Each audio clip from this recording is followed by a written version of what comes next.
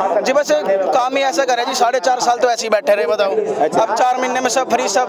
धर्म के आधार पर इतनी बड़ी खाई बना दी उसने। सऊदीया नहीं बना या पाकिस्तान नहीं बना या अफगानिस्तान नहीं बना तो हिंदुस्तान क्यों नहीं बन सकता है? आप बताइए, 4 साल तक केजरीवाल जी रोते रहे, मुझे काम नहीं करने दे रहे, मुझे काम नहीं करने दे रहे, और अब कह रहे हैं अच्छे बीते 5 साल में जो वादे किए मोदी जी ने वो पूरे किए। केजरीवाल जी इन वादों को लेकर आए तो उन पे ही खड़े नहीं उतरे। कन्हैया कुमार की कोई सोच नहीं है, उन लोगों की सोच सिर्फ ये है कि अनर्गल बयान दो, सुर्खियों में रहो और सिर्फ अपनी पब्लिसिटी करो। नमस्कार, आप देख रहे हैं वीके न्यूज। मैं हूं सुनील राउत। इस वक्त मौजूद है हम लोग शाहदरा में, जहां पर प्रधानमंत्री नरेंद्र मोदी की रैली होने वाली है। आप मंच की तरफ देख सकते हैं कि तब थोड़ी देर में प्रधानमंत्री मोदी आने वाले हैं यहाँ पर, और उससे पहले माहौल जो है पूरा भगवामय हो चुका है। जिधर ही उधर भगवा दिख रहा है। हमारे साथ एक युवा भी है, भगवाधारी युवा है, भगवा पहन के आए। जी बताएं, कहाँ से आए आप? जी यहीं से आए, दिल्ली से। अच्छा, बीजेपी कार्यकर्ता है? जी नहीं, बीजेपी कार्यकर्ता नहीं है, लेकिन मोदी जी के सम्मान में आए यहाँ पे हम। अच्छा, हाँ जी, यहाँ पे जो मतलब दिल्ली के मुख्यमंत्री हैं जो काम कर रहे हैं उससे हम बिल्कुल खुश नहीं है, खासकर युवा पीढ़ी बिल्कुल खुश नहीं है। जी बस काम ही ऐसा करे जी, 4.5 साल तो ऐसे ही बैठे रहे, बताओ। अब 4 महीने में सब फ्री सब। वो तो कह रहे कि बहुत काम की, स्कूलों में स्विमिंग पूल बना दिए उन्होंने, और क्या चाहिए आपको? स्विमिंग पूल कहाँ, कहने की बात तो बहुत कुछ होती है, जब कहने को तो बहुत कुछ, कोई कुछ भी कह देगा जी। अच्छा, पर ऐसा कुछ नहीं हुआ जी। पब्लिक परेशान होगी, एम्बुलेंस निकलने नहीं पाएगी। अगर वो मर गए तो उनको क्या, जब उनका परिवार जा रहा है तो वो भी मारेंगे। एक ने इसका समर्थन करते हैं? हम इसके समर्थन करते हैं क्योंकि उन्होंने हमारा रास्ता रोक लिया। आपका शुभ नाम सर? हमारा नाम ठाकुर विक्रम सिंह है। अच्छा ठाकुर साहब, ये बताइए आप कि आप गोली चलाएंगे, वो गोली चलाएंगे तो फिर क्या हो जाएगा? तो गृह युद्ध के हालात। देखो, जब हमारे यहाँ का मुखिया ही ऐसा कह रहा है कि हम उनके साथ खड़े हैं तो हम उसके विरोध क्यों नहीं करें? अच्छा भाई, हमारे यहाँ कोई अगर बीमार है, एम्बुलेंस जा रही है, मर जाए तो उसके लिए क्यों नहीं सुरक्षा की जा रही है? कह रहे कि एम्बुलेंस तो जाने दे रहे हैं, नहीं जाने दे रहे वो। अच्छा। अभी पीछे आपने देखा होगा, आपको नहीं लगता कि वो 50 दिनों से बैठे उनकी मांगे जायज हो सकती हैं? वो गलत है। ये किसी के विरोध नहीं कर रही है और ना किसी जाति पात का कर रहा है। जी, शुभ नाम आपका? मेरा नाम यशपाल जी महाराज है। अच्छा, कहाँ से आए आप? मैं यहीं दिल्ली में रहता हूँ, सादरे में जी। अच्छा, तो आप बीजेपी कार्यकर्ता हैं? बिल्कुल कार्यकर्ता, क्या हम बीजेपी के लिए पूरा सपोर्ट करते हैं और हम चाहते हैं जैसे बीजेपी ने पूरे भारत में विकास किया है वैसे दिल्ली में हो। दिल्ली में फ्री का लालच देकर के विकास रोक दिया गया है, लोगों को आलसी बना दिया गया है। कहा गया है सकल पदार्थ है जगमाही, कर्महीन नर पावत नाही। कर्महीन व्यक्ति के लिए कुछ भी नहीं संसार में, और कर्म करने के लिए सब कुछ है, कर्म करने वाले के लिए। इसलिए चाहते हैं मोदी जी आए, बीजेपी आए और दिल्ली का विकास हो। अच्छा, आप धर्मज्ञ लग रहे हैं हमें, आपकी वेशभूषा भी है, आप धर्म की बात कर रहे हैं। आपको लग रहा है कि इस चुनाव में जिस तरह के मुद्दे उछाले जा रहे हैं ये धर्म है? उद्देश्य तो सबका एक ही है, सबका साथ, सबका विकास, सबका विश्वास। मेन तो यही है। जो सीएए को लेकर के इतनी भ्रांतियां पैदा की जा रही हैं वो गलत है। जो लोग खिलाफ हैं, जो विरोध कर रहे हैं, वो कानून को पढ़ें, सीएए के बारे में जानें। जो अधर्म हो रहा है, इस अधर्म के भागी कौन है, क्या लगता है आपको? वो केजरीवाल जी हैं और कांग्रेस सरकार है। इनका मेन उद्देश्य है कि वोट डालो, राज्य करो, यानी हिंदू और मुस्लिम करो और सत्ता प्राप्त करो। लेकिन ऐसा नहीं चलेगा। हिंदू भाई भी समझदार हैं और मुस्लिम भाई भी समझदार हैं, इसलिए ये नीतियां अब काम करने वाली नहीं हैं। विकास करके दिखाना पड़ेगा, झूठे प्रलोभन से इनको पीछे हटना पड़ेगा। नहीं तो केजरीवाल जी कह रहे बहुत उस दिन भावुक हो गए थे वो कि बताइए मैं दिल्ली के लिए काम कर रहा हूँ और बीजेपी वाले मुझे आतंकवादी कह रहे हैं। आप बताइए, 4 साल तक केजरीवाल जी रोते रहे, मुझे काम नहीं करने दे रहे, मुझे काम नहीं करने दे रहे, और अब कह रहे हैं अच्छे बीते 5 साल। इससे स्पष्ट होता है अभी उन्होंने बदल दिया, कह रहे अच्छे होंगे 5 साल। नहीं होंगे, वो सिर्फ लालच दे करके दिल्ली का विकास रोक देंगे। जो व्यक्ति नहीं हुआ वो देश का क्या होगा? हमें अपने राष्ट्र को सबल बनाना है। हमें जो हमारे गरीब जनवासी हैं उनको ऊपर उठाना है। अभी मोदी जी ने एक संकल्प पत्र जारी किया है, उसमें गरीबों के लिए बहुत कुछ किया है। जो बेटी बचाओ बेटी पढ़ाओ के संदर्भ में जो हमारी गरीब बेटियां देश की बेटियां शाहीन बाग में बैठी हुई, उधर आप ध्यान नहीं दे रहे, ऐसे आरोप लग रहे हैं आपके ऊपर। जो आप हमें पूछ रहे हैं वो भी हम बता रहे हैं। जो शाहीन बाग में बैठे हैं वो दूसरी राजनीतिक दलों के उकसाए हुए लोग हैं। आज देश की राजनीति में दो गुट कार्य कर रहे हैं। एक गुट है जो देश विरोधी है, एक गुट है जो राष्ट्र के हित में काम कर रहा है। हमें मुफ्त बिजली पानी बिल्कुल नहीं चाहिए, हमें देश को बेचना नहीं है, हमें देश के लिए काम करना है। केजरीवाल वो काम करते हैं, अपना वोट बैंक पक्का करते हैं ऐसे लालसा दिखा के, और मोदी जी राष्ट्र को पक्का करते हैं। हम राष्ट्र हित के साथ हैं। भारत है तो विश्व है, भारत नहीं तो कुछ भी नहीं। हमारी संस्कृति इतनी पुरातन है, इसलिए हम देश को मजबूत करने के लिए यहाँ खड़े हुए हैं। मैं एक ही बात कहूँगी,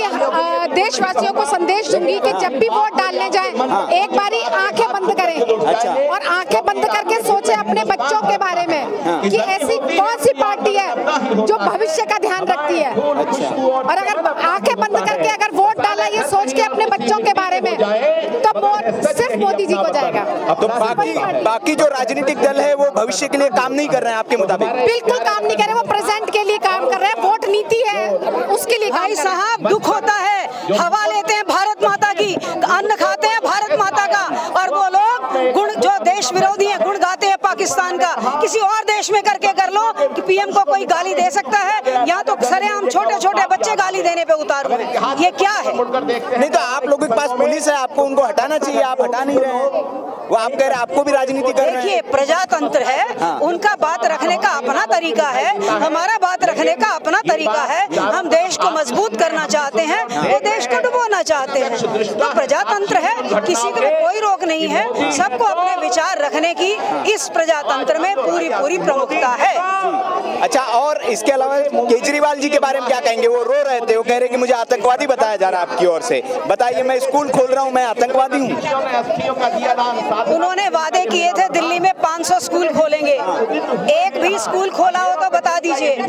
जो स्कूल विद्यमान हैं उन्हीं स्कूल्स में उन्होंने नए कमरे बनाए हैं, और सभी जानते हैं कितने करोड़ के बजट क्या क्या कैसे हुए हैं। उन्होंने कहा था मैं सरकारी आवास नहीं लूंगा, उनका तो गाजियाबाद के पास एक 100 करोड़ की वैल्यू का बंगला बन रहा है। उनका कहाँ से बन रहा है? अच्छा, कहाँ से बन रहा है? तो बीजेपी सरकार आएगी तो इनके करप्शन का राज खुलेगी। देखिए, जिसके हाथ में सत्ता आए राज वही करेगा। कहते हैं ना, राज करेगा खालसा आकी रहे ना कोई। खालसा का मतलब है जो खालिस होगा, जो राष्ट्रहित में काम करेगा। राष्ट्रहित में काम करने वाला ही एक लंबी राजनीति में ठहर सकता है। मुद्दे सारी देश के सामने है, सबको पता है कि इस समय क्या मुद्दा चल रहा है। धर्म के आधार पर राजनीति कौन कर रहा है?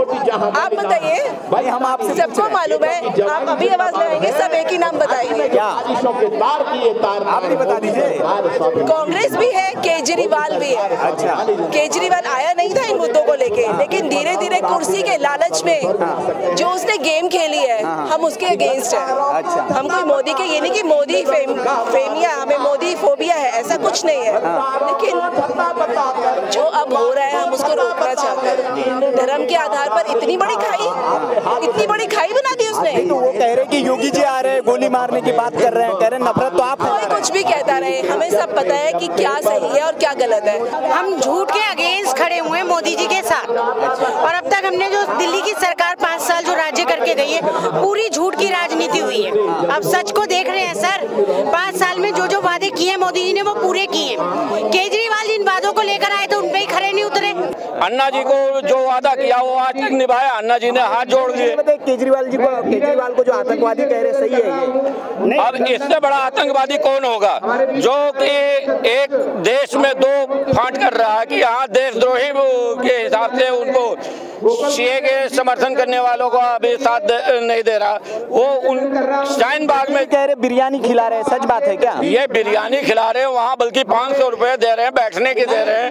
और आप ये बताइए शाहीन बाग में प्रदर्शन क्यों कर रहे हो, किस लिए प्रदर्शन कर रहे हैं? जब मेरे की डर है उनको नागरिकता चली जाएंगी हमारी, मैं हिंदू राष्ट्र बन जाएगा प्रधानमंत्री। भाई वो कानून को पढ़े ना, कानून को जाने, कानून तो सबके साथ है, तो कानून को क्यों नहीं पढ़ना चाह रहे हैं या क्यों नहीं समझना चाह रहे? स्वयं मोदी जी बार बार कह रहे हैं कि CAA ऐसा कानून है वो सिर्फ देना जानता है, लेना नहीं जानता, यानी किसी का अधिकार छीना नहीं जाएगा, अधिकार दिया जा रहा है, तो फिर क्यों नहीं समझना चाहते वो लोग? अच्छा ये बताइए सर, टफ फाइट बताई जा रही है, कहा जा रहा है केजरीवाल का माहौल है दिल्ली में, आप क्या देख पा रहे हैं? सर ये तो मुंह देखी बात हो रही है, आंखों देखी चेतना, मुख देखे व्यवहार, ना काऊ से दोस्ती ना काऊ से प्यार। केजरीवाल जी जो कुछ भी कर रहे हैं सत्ता को जीतने के लिए, पब्लिक का मोहर लेने के लिए, अपनी सत्ता हर इंसान बनाना चाहता है, लेकिन जो मोदी जी कर रहे हैं, मोदी जी के मुकाबले में कहना चाहूँगा जो हमारे देश के बच्चों के भविष्य के लिए, हमारी देश की जनता के लिए कर रहे हैं, वो शायद कोई नहीं कर पाएगा। इसलिए हिंदू राष्ट्र बनाना है तो मोदी जी को ही लाना है। अच्छा आप चाहते हैं कि हिंदू राष्ट्र बने? बिल्कुल साहब। बाकी लोग कहाँ जाएंगे फिर? बाकी लोग जो हिंदुस्तान में रहेगा राष्ट्र बनेगा। हिंदुस्तान ऐसा नहीं है। हिंदुस्तान के अंदर बता दो कि अल्पसंख्यकों का विरोध किया गया हो, जाति का या धर्म का कभी भी किया गया हो। हिंदुस्तान में हर एक इंसान के लिए जगह है, लेकिन आप क्यों चाहते हैं कि हिंदू राष्ट्र बने? जी हिंदुस्तान में रहना है अगर तो हिंदुस्तान की जयकारा लगाना पड़ेगा।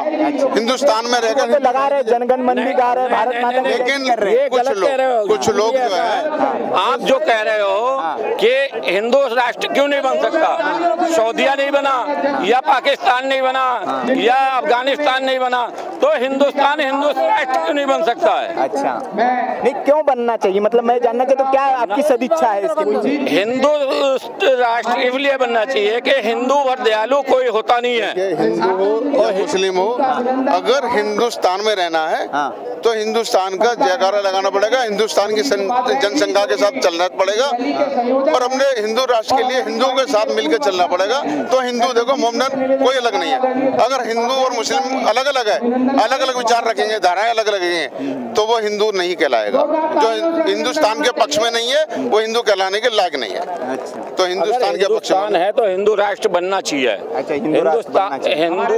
हिंदुस्तान के अंदर हिंदू राष्ट्र होने से ये नहीं है कि किसी भी, हमारे यहाँ सिख, ईसाई, बौद्ध सारे ही धर्म के भी दिक्कत हो सकती है, बौद्धों को दिक्कत हो सकती है, सिखों को, किसी को दिक्कत नहीं होती है। हमारा हिंदुस्तान सबके लिए एक समान देखता है, कभी ये नहीं है भेदभाव करता है। देश को हिंदू राष्ट्र तो तभी बनना चाहिए जब 1947 में हमारा बंटवारा हुआ था। अच्छा क्योंकि लेकिन गांधी जी ने सब लोगों को, सब धर्मों को लेके चलने की बात कही थी, तो हम गांधी जी को बात को आगे रखते हुए सर्वधर्म संप्रभुता और सम्मान से जो है सबको रखना चाहते हैं, सब लोग हम भाई भाई की तरह से रहें। लेकिन दिक्कत कहाँ आ रही है? दिक्कत यहाँ आ रही है, लेकिन जो अल्लाहू अकबर का नारा लगाकर और सिर्फ मुस्लिम की बात करते हैं, उन लोगों से दिक्कत है। नहीं तो हम लोग भी तो जय श्री राम का नारा लगाते हैं, हम मेन रोड पर नमाज, हम जय श्री राम का नारा लगाते हैं, लेकिन जय श्री राम का नारा लगाने के बाद भी हम सब लोगों को, हम उनको अल्लाहू अकबर का नारा लेने से मना नहीं करते, लेकिन जो पाकिस्तान में 56 देश जो है मुस्लिम बन गए हैं, उन लोगों को वो लाने की बात करते हैं। या तो वो ये कहें कि वहाँ पे मुस्लिम सुरक्षित नहीं है तो हम उन देशों को अपने अंदर मिला लें। अच्छा हाँ यस, अगर वो वहाँ पर सुखी नहीं है और संपन्न नहीं है तो उन्हें हमारे साथ मिला दीजिए, हम सबको रखने के लिए तैयार है, लेकिन हम देश के साथ उनका वो रखेंगे। पाकिस्तान हमारे साथ है, बांग्लादेश हमारे साथ है, हमारे चाहते हिंदू राष्ट्र बनना चाहिए। नहीं, मैं ये नहीं कह रहा। जब गांधी जी ने एक बात कही कि हम सब लोगों का साथ, मुस्लिमों को निकाल दे, लेकिन 56 करोड़ रुपया जो दिलवाया वो गांधी जी ने दिलवाया कि मुस्लिम राष्ट्र बेशक हो गया है, मुस्लिम बेशक अलग चले गए, लेकिन उनको जो है पैसा दो, उनके पास तिरपाल ढकने के लिए, सर ढकने के लिए छत नहीं है, तो उनको पैसा दिलवाया, खाने पीने के लिए उनकी व्यवस्था कराई। जब हमारा गलत किया गांधी जी, गलत किया नहीं, गांधी जी ने सही किया, लेकिन वो लोग क्या कर रहे हैं, उनकी सोच को देखिए आप।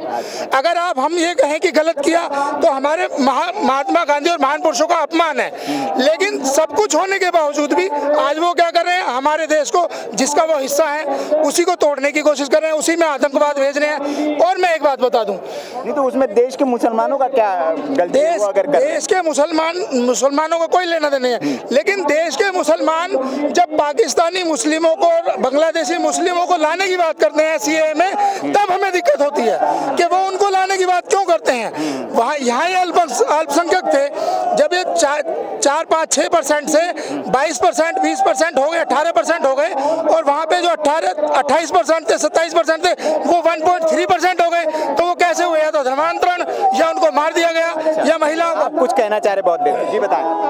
इस समस्या का सिर्फ एक ही समाधान है कि जिस व्यक्ति को हिंदुस्तान से प्रेम नहीं है, तो इमरान जी से विनम्र निरोधन है कि इमरान सरकार जो है पाकिस्तान की, वो अपने यहाँ भी सीएए लाए।